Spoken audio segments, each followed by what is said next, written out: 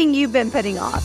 Maybe you say, someday I'll do that, or when I have more time. Whether the item is a big bucket list item or something smaller like going on a hike, now is the time to start your Say Yes list. And we have the perfect process to help you turn these items into reality. Join thousands of others with our free Say Yes list template at thesayyesexperience.com/list.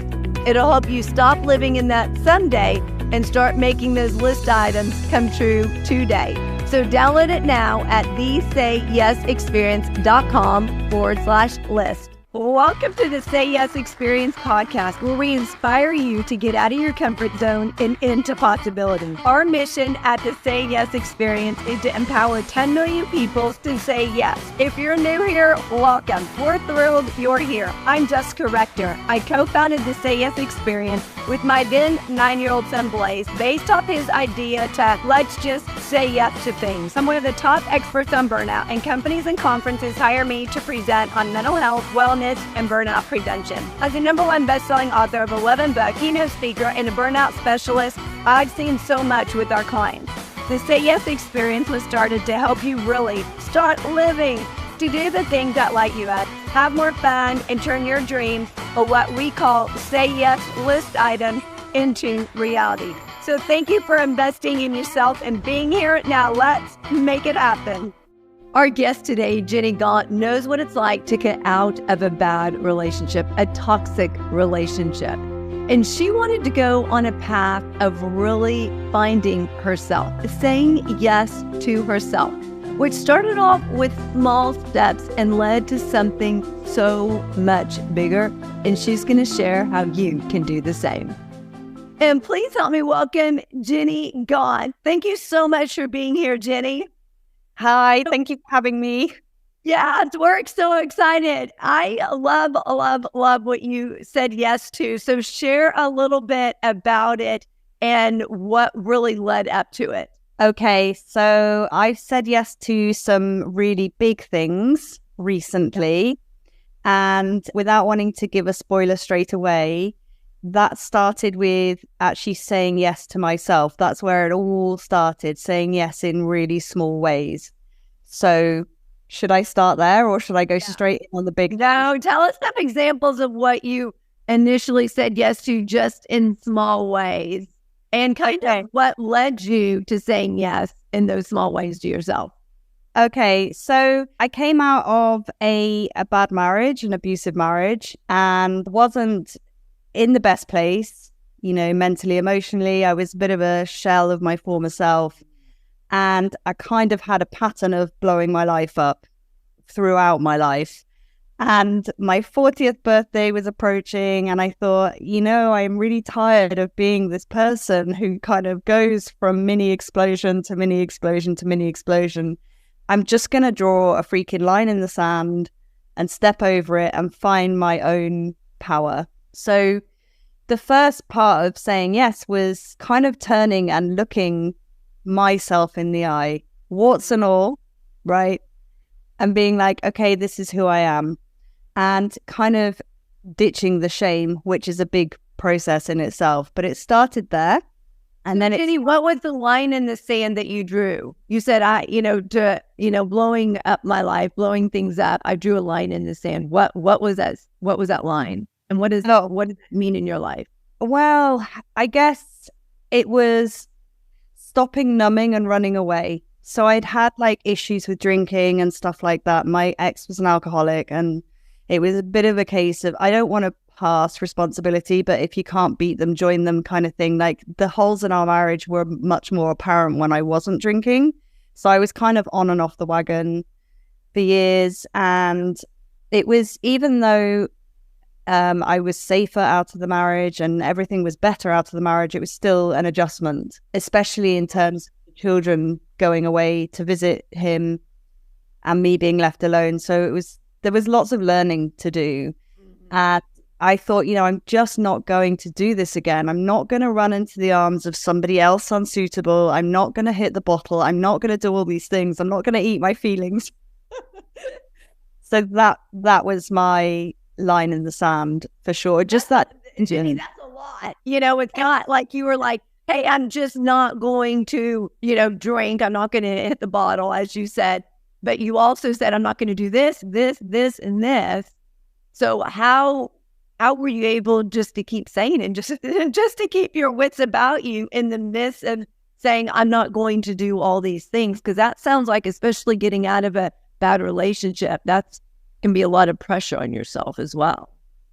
Yeah, for sure. And I think actually maybe what sparked it was I had a bad burnout because I threw myself into work. Like I kicked him out, and then I had a big launch in my business, and I just was working nonstop around the clock. And then I really burnt out badly. And I was like, okay, so I didn't hit the bottle, but I just did something different. so but a healthier version in some ways, right?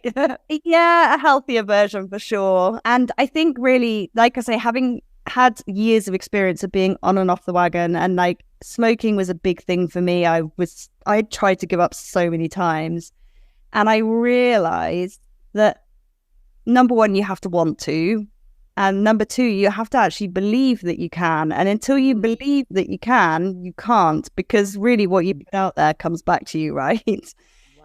So it was literally just making that decision. And I think I was so freaking tired of cocking up my life. I was just so done with it. So it was, I won't say easy, but it was more straightforward to stick to. So then I just started to do small, brave things. Yeah. So like a big worry of mine was finances. I was on my own.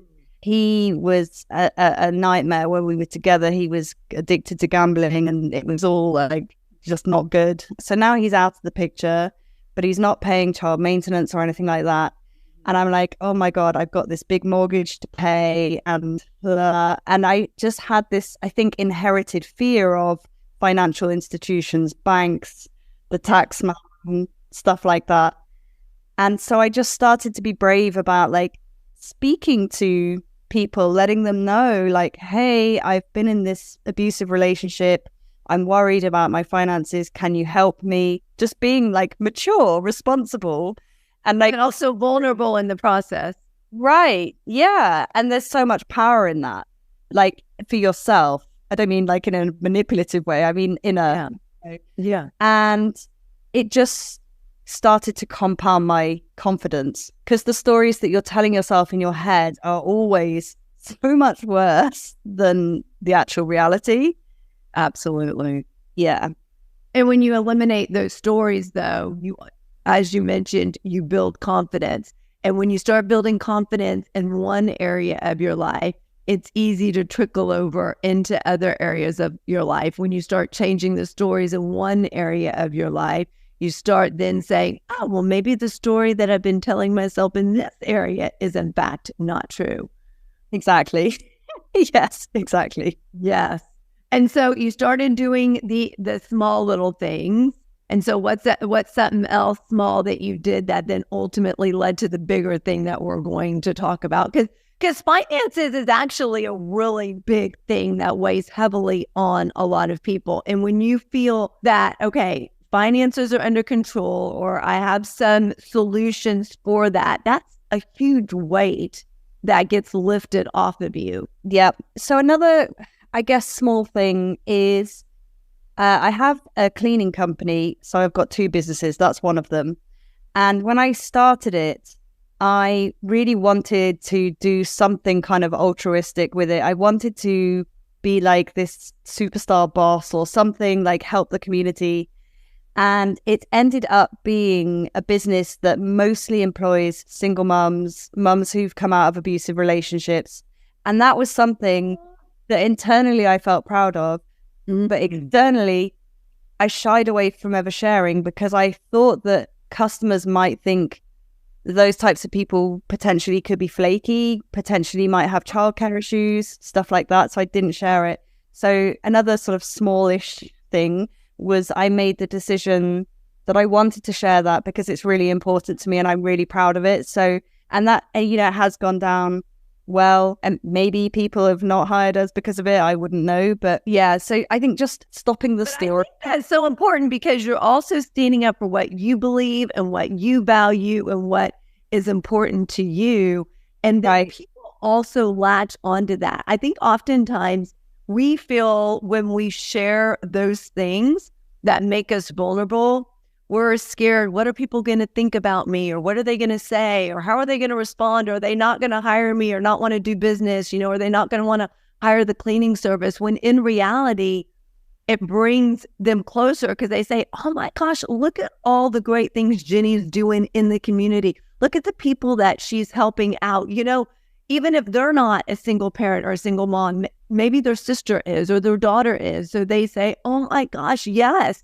Like that's an opportunity for so many people out there. So it starts to actually, when we're vulnerable and share those things, it really forms those connections with people and changes that story within ourselves, right? But also forms those connections. So people say, oh, well, we want to do business with Ginny because now we know what she stands for and what she believes in. So those small things lead to also much bigger things. So what's that big thing that, you know, these small things are like little breadcrumbs, right? And I think because of those small things that you said yes to, you ultimately were able to say yes to this bigger thing.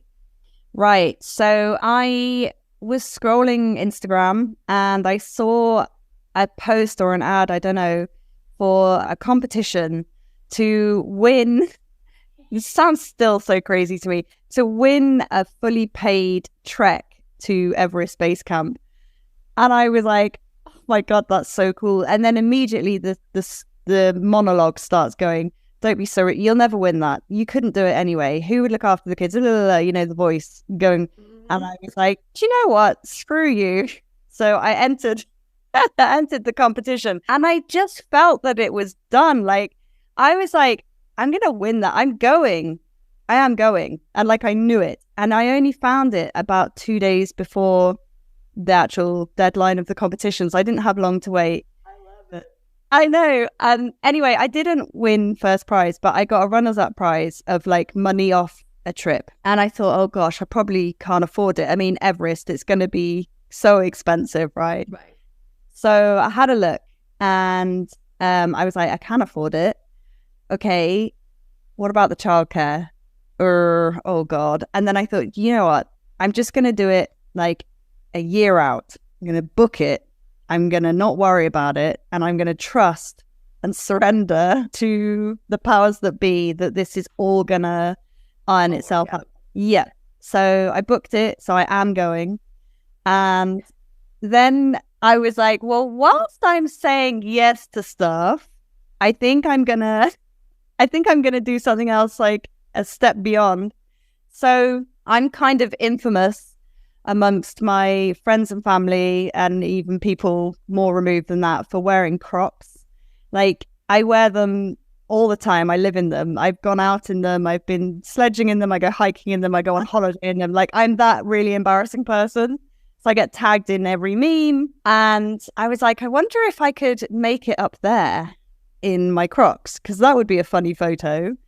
And so then I start Googling, and somebody did climb Everest in their crocs, a man. And I was like, well, obviously it can be done. So I have applied to set a world record as the fastest female to get there in crocs. I have no idea if they will accept it. But Here's what I love. Oh, Ginny, here is what I love. First of all, you see this ad or promotion or whatever you see like a couple days before the deadline. Instead of sitting on that wondering, should I apply for that? Oh, there's no way I'm going to get it. I mean, that voice, who do you think you are? You're never going to do it. You go ahead and apply. And, because that voice can be so strong, you're never going to win. You're not even going to be able to climb it. Like, that's ridiculous. But what I love about that is you didn't sit on it. You immediately were like, yes, I'm going to apply. And then it was done. You won. You knew you won, right? And even though you didn't win first place, you won second place and you won this amount off. Instead of just saying, okay, well, I can't afford it. How can I afford it? I can't afford it. Okay, great. I can. And then instead of just thinking about the sitter or someone watching your kids and worrying about that, you then found a solution. Yeah. I'm going to book it a year from now and everything's going to work itself out. So how did you go from thinking, okay, what about my kids? Who's going to watch my kids, to getting to the point of everything's going to work itself out? Oh, gosh, good question. I feel like, I don't want to sound really crazy, but I feel like when you are acting in alignment with like your soul's purpose, for want of a less woo-woo expression, there are no doubts. There's none of that. Like, it's so crystal clear what you have to do. And I have quite a strong kind of gut instinct, and I couldn't really tell you what it feels like, but in the moment, I know when it's directing me. And so there isn't really that much second guessing or I mean, there would be if you gave yourself the opportunity to sit there too long. But exactly. Moving just feels right, you know? Do you want to start saying yes, but you just don't know where to start? And oftentimes when we don't know where to start, we just don't start. So we created an ebook just for you. We put together 101 ways to say yes in this ebook. Ideas, big and small, things that only take a small amount of time, like 1 to 2 minutes. Whether you're saying yes to yourself, in your family, relationships, or pushing yourself lovingly outside of your comfort zone with adventures, it's all made to really help you become more of your rock star self. So you can get this ebook at thesayyesexperience.com/book, BOOK. So if you want to start saying yes, or maybe you need some ideas on how to say yes because you get so caught up in being busy and doing tasks and projects or doing laundry and cooking that the time flies by and you want to spend time with your family, but you just don't know how to say yes. Those ideas just don't come to you. We put it together to make it super, super easy for you. So go to thesayyesexperience.com/book to get your copy today and start saying yes now. Are you feeling overwhelmed, stressed, or burned out? We get it. You're not alone. In fact, according to our research, 79% of the workforce is in burnout and almost half are in extreme burnout. In fact, it's the #1 reason why people are leaving organizations. They're burned out. They're looking for something more. They're looking for something better. But it doesn't have to be that way. We have your solution. It's called Blaze Your Brain to Extinguish Burnout. 52 Keys to Prevent, Breakthrough, and Eliminate Burnout. You can find your copy at justcorrector.com/store. Now, this is a great tool that you can use with yourself, with your colleagues, within your organization. Everyone can get one, and you can go through one a week with them. And at the end, you can say, what was something that worked this week? What was the success you had? So you can champion and encourage each other. You can also ask what were the challenges and issues that came up, so you can mastermind and brainstorm around those to keep those from coming up in the future. So make sure you get your copy at justcorrector.com/store. All books are autographed with a personal message just for you. But you know what also is powerful about that is that we all have that gut. Right. And how often do we listen to it versus ignore it or brush it away or say no? I mean, even whenever I started the Say Yes experience, I had this, okay, like this is something bigger. I need to really go down this path. But I had to work it out in my head and figure out, okay, well, what does that look like? What does that mean? How could I, so I sat with it just thinking about it. But there was never a moment of, should I do that? It was always like, okay, I'm going to do this, but just how is it how is it going to look? Like, what way is it going to manifest itself, right? So as opposed to, yeah, I really like that idea or I want to do it, and then not doing anything with it.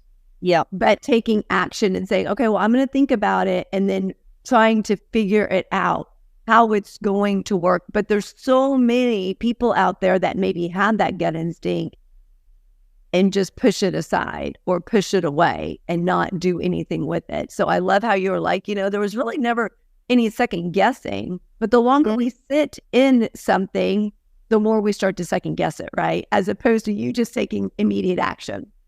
Absolutely. And if you want, I have like a little tip exercise that I give my clients that I can share now.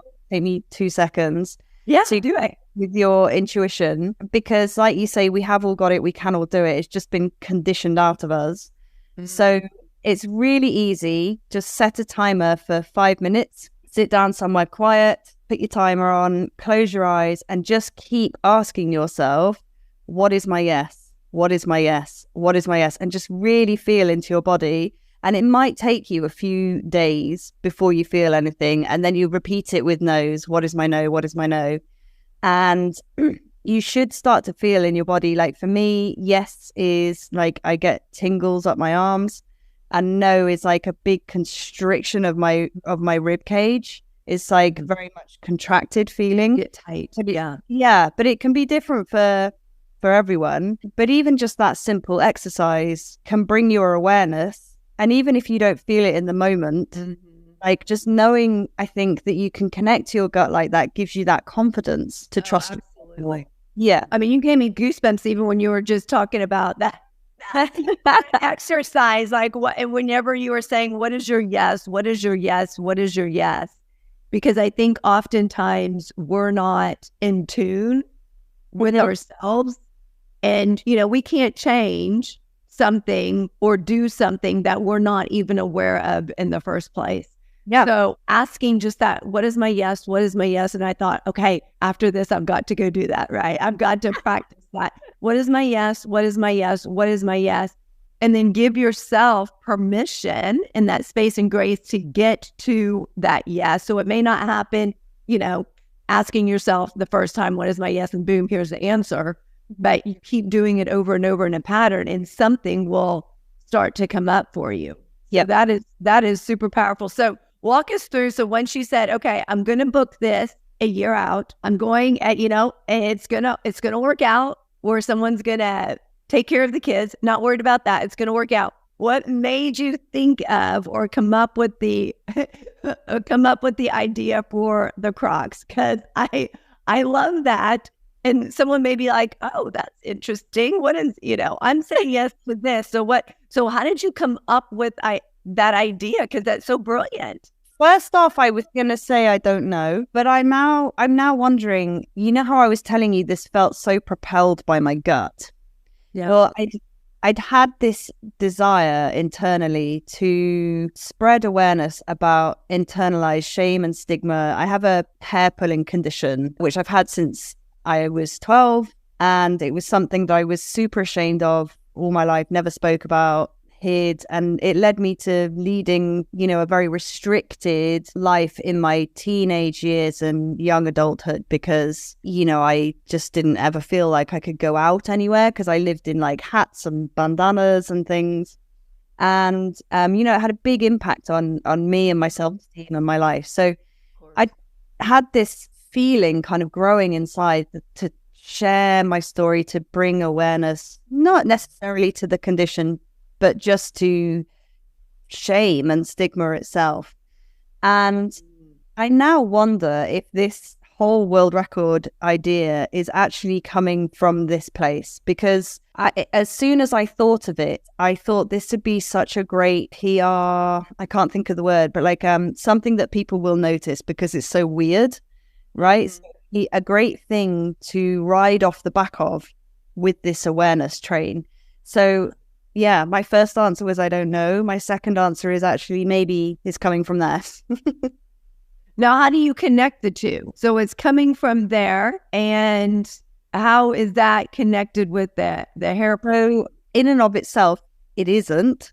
Right. But what I get to do, if the world record attempt is accepted, then I get to drum up PR and raise money for charity and share my personal story, which in turn raises awareness. That's really amazing. So you're doing it, but you're also doing it for a much bigger reason and a much bigger purpose. Exactly. And like, you know, people find it so funny that I live in these horrible shoes, but actually there is a slightly more serious side to it. I have like massive sensory issues and I struggle to wear many other types of shoes. They rub all the skin off my feet. I've got really thin skin and like I can't wear bras. I can wear bras. I feel it's like somebody putting their nails down a blackboard. So I just live in like, it was painful bras. Yeah. And you know, it's funny, the Crocs, but also it's like, yeah, but this is my life. And it's difficult for me to look the way normal people look, you know. So just to be able to share all of that stuff, I think I just feel it may help people who don't have a voice, you know.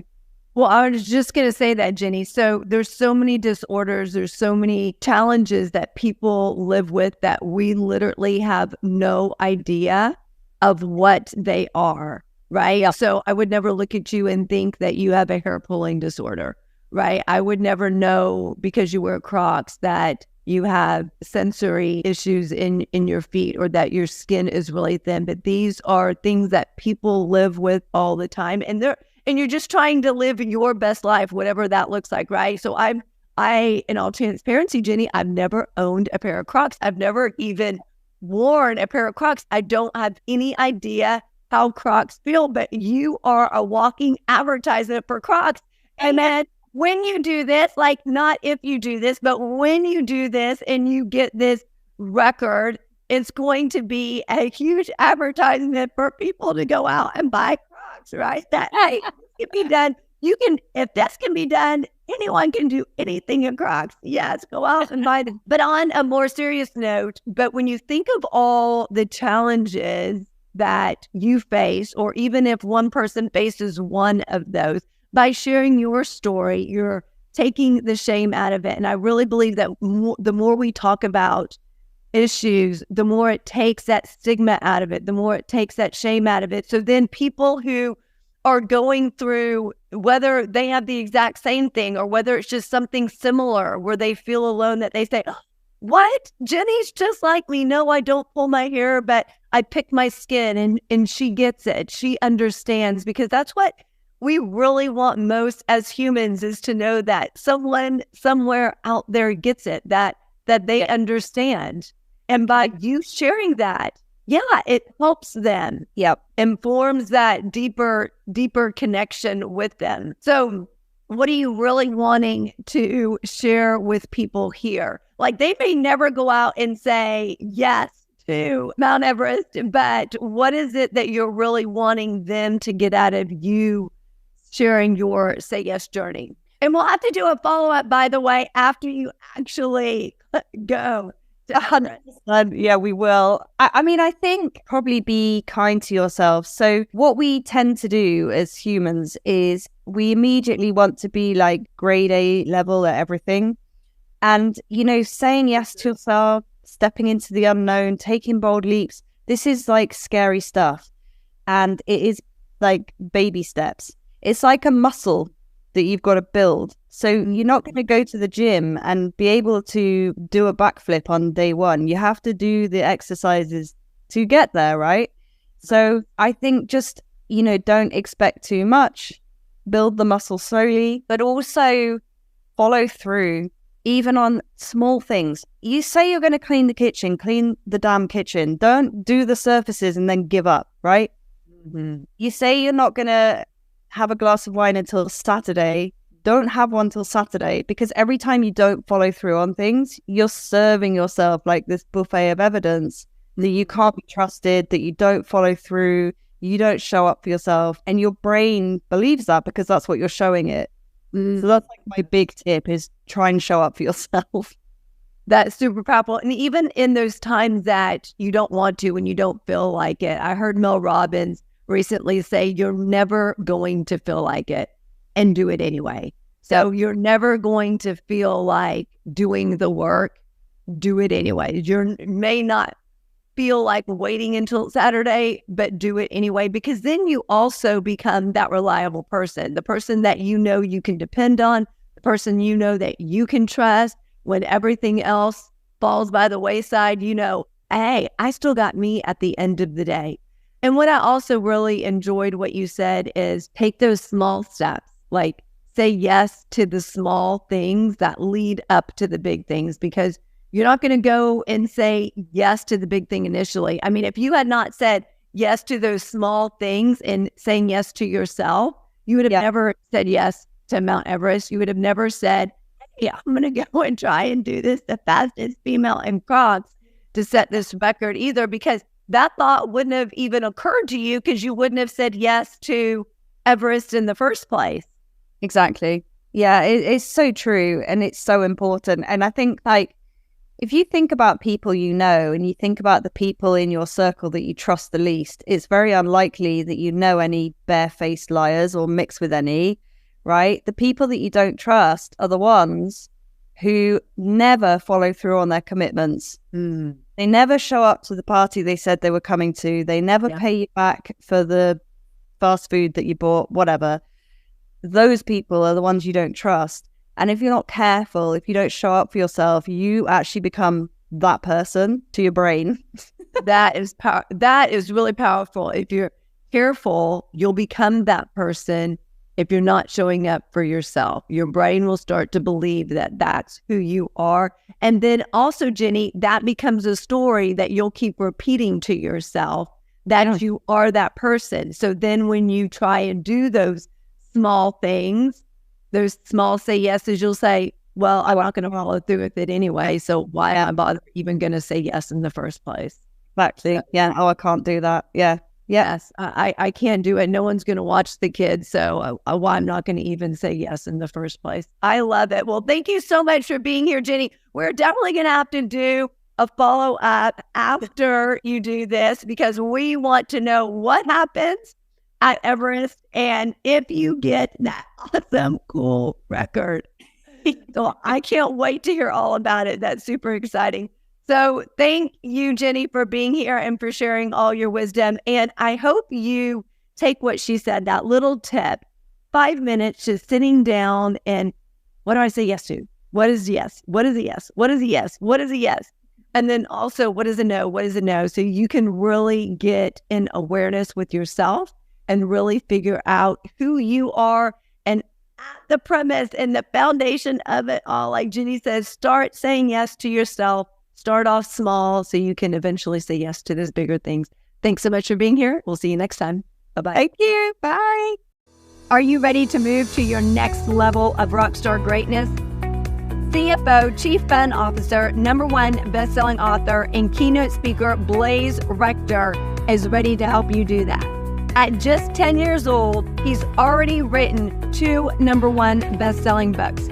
Through the power of storytelling, he uses lessons learned and shares strategies, tips, tactics, and tools to inspire, empower, and motivate you to live a more amazing life. So if you're ready to do that in your own life, grab a copy of his #1 best-selling books at jessicarector.com/store. And when you order your copies, he will personally autograph them and write you a message on those books before shipping them out to you to really inspire and empower you in your life. These books are great for adults and kids alike. So if you're ready to move to your next level of rockstar greatness, make sure you grab your copy at jessicarector.com/store. Enjoy those amazing, empowering, transformational books. Did you know that the 2 biggest issues impacting the workforce are mental health and burnout? Well, we have your solution. The more that you feel burned out, the more it impacts your mental health. The more your mental health is impacted, the more it leads to burnout. So it's a vicious cycle that goes around and around, but it doesn't have to be that way. You can help them both if you're intentional and strategic with it. We have lots of resources for you at jessicarector.com/store. One that I want to highlight that really enhances your mental health is Tame Your Brain Game, 52 Tips to Turn Negative Thoughts into Positive Action. Now, research shows that 80% of your thoughts are negative. No matter how positive you feel, it's the pattern and the habit that you've developed over the course of years, over the course of decades. And that can often impact your life, how you show up, how you lead, how you communicate, how you engage, whether at work or at home. And then it also impacts a work environment. All you need is one NN or TT, negative Nancy or toxic Tim, to really impact that work environment. So if you are ready to enhance your mental health, get your copy of Tame Your Brain Game, 52 Tips to Turn Negative Thoughts into Positive Action today at justcorrector.com/store. All books are autographed with a personal message just for you. Thank you so much for being here. Check us out at thesayyesexperience.com. Our mission at the Say Yes Experience is to empower 10 million people to say yes. With your help in sharing our podcast, we can do that. Follow us on all social media at the Say Yes Experience and join our free community at facebook.com/groups/the Say Yes Experience. Thank you again to our guest. You can find all the contact information for our guest in the show notes. Thank you to our CFO, Chief Fun Officer, Blaze Rector, our business advisor, Lisa Berhurick, and to our team at Jessica Rector Enterprises. We look forward to connecting with you on the next episode. Have an amazing day and keep being a rock star.